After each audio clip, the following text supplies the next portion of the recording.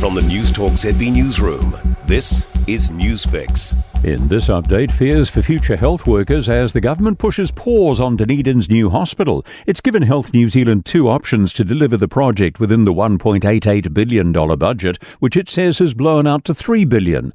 Otago University and Polytech have both voiced concerns about the impact it could have for health education.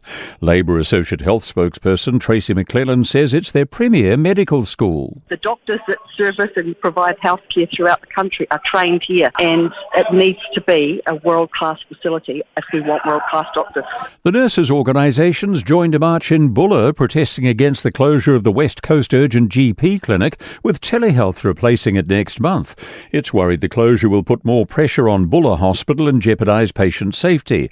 But President Keri Nuku says they've been trying to send signals about the rural health crisis for years. This is unfair and unequal care when we've seen rural communities being disadvantaged by shutting services, and we've still not addressed the significant understaffing. Shigeru Ishiba is set to become Japan's new Prime Minister after winning the ruling party's leadership vote. The former Defence Minister vowed to clean up the party after a series of scandals and internal conflicts, revitalise the economy and address security threats. Aucklanders are being encouraged to explore Pacific ties at this year's Heritage Festival. The two-week event's now underway, with Moana Oceania the theme for its 20th anniversary.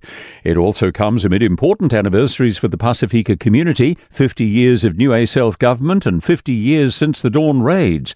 Auckland Council Heritage Manager Noel Reardon says the festivities include talks, exhibitions and workshops across the city. Those are musical performances. There are events where you can access places you otherwise may not be allowed to enter. That's news.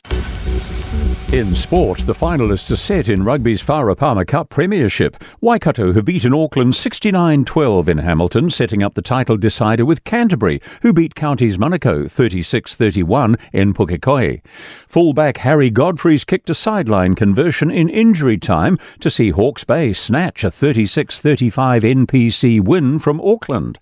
Bay of Plenty have beaten Northland 53-13 in Tauranga.